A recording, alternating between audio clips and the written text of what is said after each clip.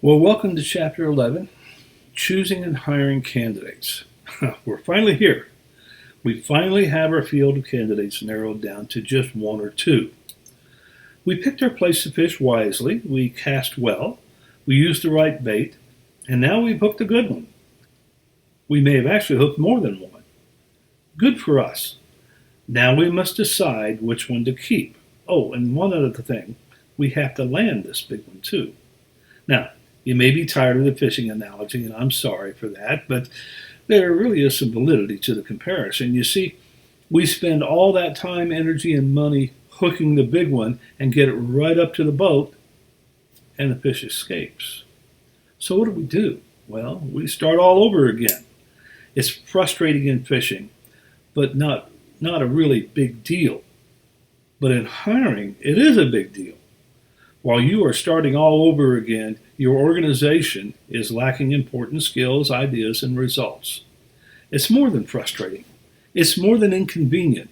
It's debilitating. Oh, and if you're in HR, it's one more thing. It's embarrassing.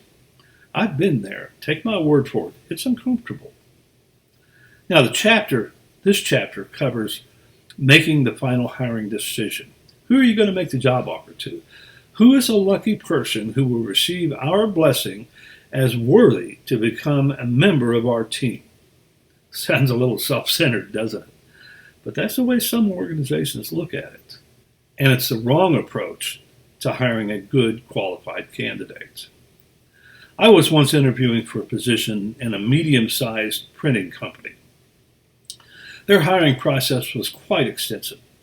They explained up front how many steps were in the process, so after several inconvenient trips for interviews, I was told they'd make a final decision in a week. After a week, I received another call to have one more interview. During that trip, I was told that they had culled several candidates down to just me and one other person and were trying to make a final decision. They thanked me for making the trip and said they would get back to me soon. About a week later, they asked me to come back for another battery of tests. I politely declined and indicated that I was no longer interested. They had intruded on my schedule and patience far too long and too many trips. They were not respectful of my schedule. In addition, I really felt like the organization had difficulty making decisions. So I made it easy for them by culling myself out of the contention. A few months later, I received another call from the same company imploring me to reconsider. The person they hired just quit. Seems he was frustrated by the job, no doubt about getting decisions made. I declined once again, and they had to start all over again. Now, during the hiring process, as an organization, you bare your soul to a certain extent. Your weaknesses and strengths become apparent. In that company, decision-making was a challenge. And those very weaknesses prevented them from landing a fish, me, that they had spent so much time trying to catch. Choosing candidates is a process, but the process is not finished until the right candidate is offered the job and accepts. Once done, we can enjoy the fruits of our fishing trip. We then turn our attention to how to keep the fish we just landed. The text begins this chapter by discussing this important decision and gives a scenario of comparing scores of finalists for financial analyst position. The authors discuss that the candidates scored differently on several different assessing tests. They explain that making the hiring decision based on such confusing results can be difficult, and we must weigh the various assessment tools based on the requirements of the job. That's fine, and I agree. However, in my reading, they make it sound like the decision is made based on the numbers. And that makes hiring decisions and hiring actions seem like a science. You run the test, compile the numbers, and the highest number wins. If that's what the authors are intending to convey, and maybe I'm just being a little overly sensitive in reading it wrong, but if that's what they intend, I have to disagree to a point. The numbers assist in the hiring decisions, but the final selection is made by humans, not computers. and hiring decisions are an art, not a science. Now, don't misunderstand. The author's explanation of the multiple hurdles approach, the compensatory approach, etc., are valid tools and techniques and should be employed to help us reach the final decision. But being totally realistic, you are more likely to find such approaches employed in large organizations with staff, expertise, time, and money than in medium or small organizations. So I want to focus a bit on the latter companies. If you're in an organization that has resources, time, money, expertise, and staff to approach hiring as a science, that's all well and good. But what if you're not? Well, you will be forced to utilize another tool that has been around for centuries. You will be forced to use the gut approach. Science strives to prove the decision is correct. Based on the numbers, this decision yields the most correct alternative. Art strives to drive the decision that feels right. When decorating your home, science would analyze the amount of ambient light in the room and determine the best color scheme to maximize the conformity of light, color mix to, well, you get the idea. The numbers will drive the final decision, and nothing wrong with that approach. It works and is very precise. Art comes into play when, in my case, my wife walks into the room and says, it feels right or it doesn't feel right. You know, my wife and I have a private joke that when searching to buy a home, and we've done this about 10 times, I run the spreadsheets analyzing the cost differentials, I do the financial implications, the square footage of the house, and on and on and on. Those numbers are useful to narrow the field of homes we will consider, and it makes me feel good. However, I buy the house that elicits the ooh response from my wife when she walks in the door. It feels right to her. My numbers are still useful in that they help me get to the final home candidates, but my wife makes the gut decision. And I have to say, she's never wrong. Of course, I had to say that because she can hear me. The analysis is important, but the decision is made through the art of the gut. Now, many times I've seen the data point to a candidate A, but the hiring manager, hiring committee member, or someone involved in the hiring process declares that candidate A just doesn't feel right. Well, in my book, that calls for further consideration through reanalyzing and reweighing the data. It may even call for choosing another candidate. But there is something to be said for the experience of hiring managers, their ability to read people and connect those people to the real work environment. Once again, I must emphasize that I am not implying that all hiring decisions should be made entirely with the gut. But it is a factor that shouldn't be ignored either. And I'm not implying that we use our gut over the other assessment tools. But logic would lead you to the conclusion that the assessment tools may provide misleading information occasionally. You know, some events in the candidate's day or life may influence results. They had a good day or a bad day, or they had a major illness in the family, or a trauma at home or work, or any number of other factors can have a temporary impact on a candidate's performance on various assessment measures. This is particularly true if the differences in scores are minute.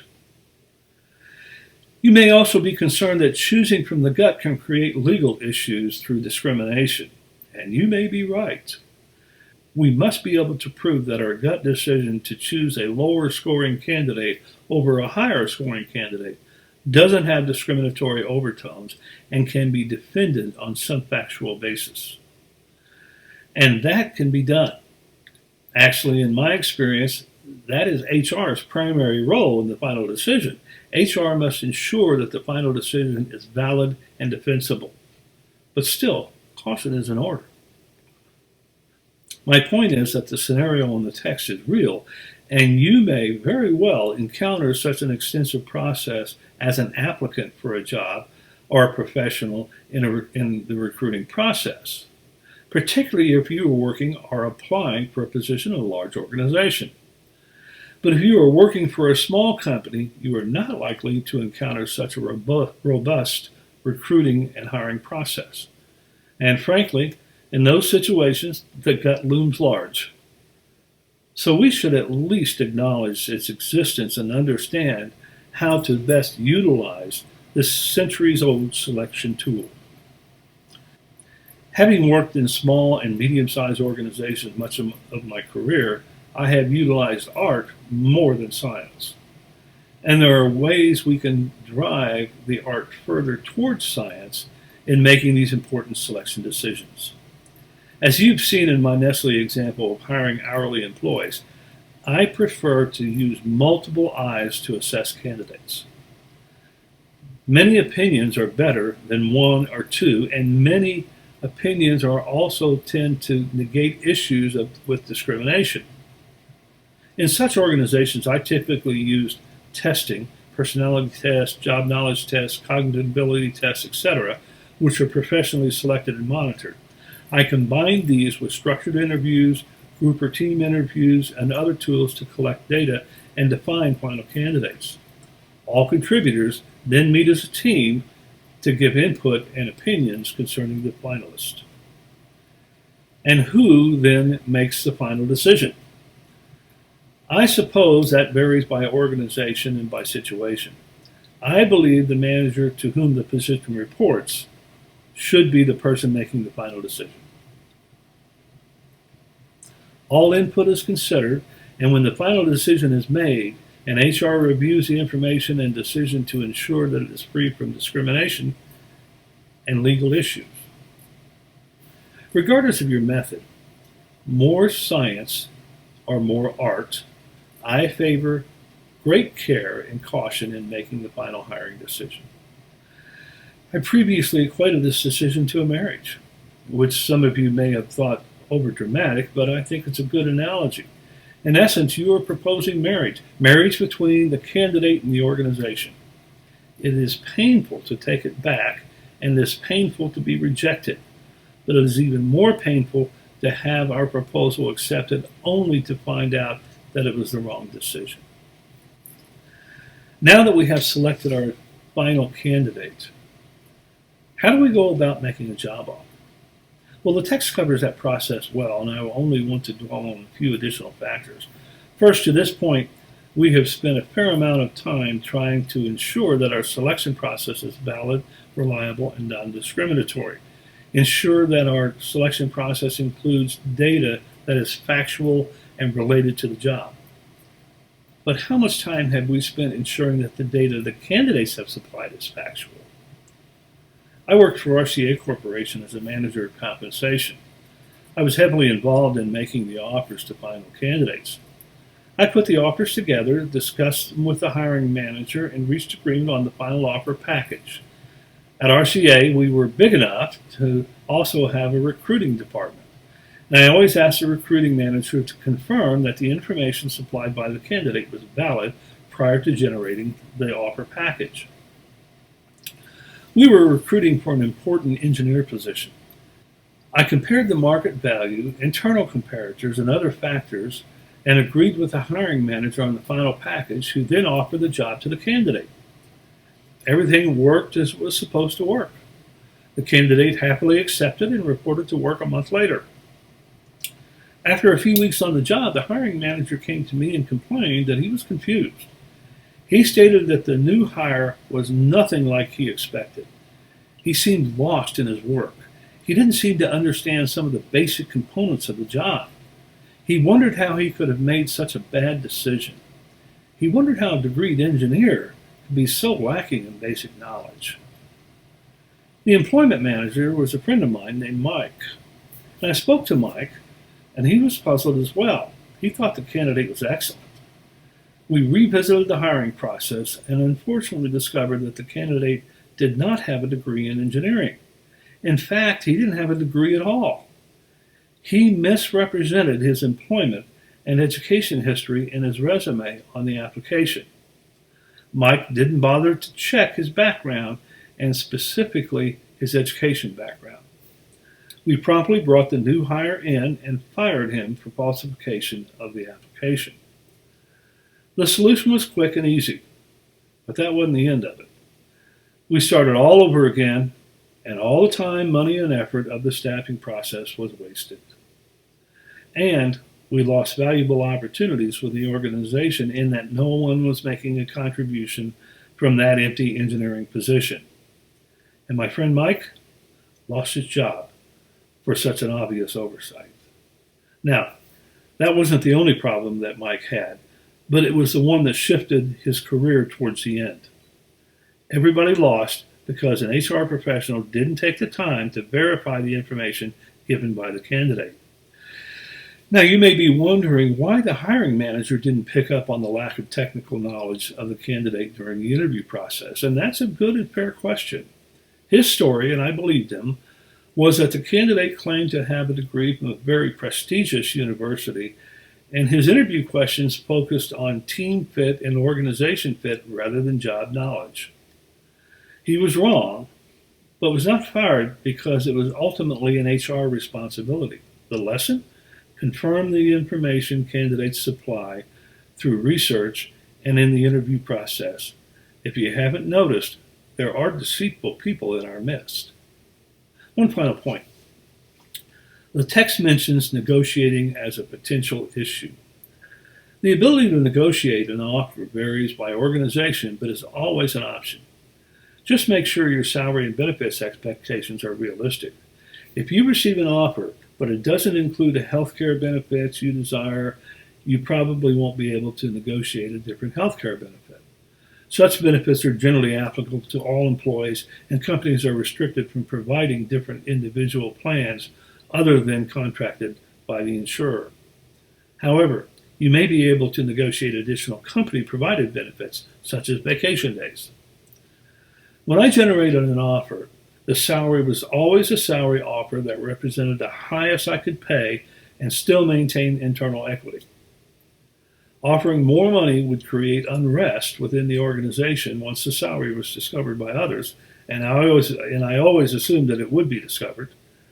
Such inequity could drive offended employees to leave the organization and therefore create bigger problems.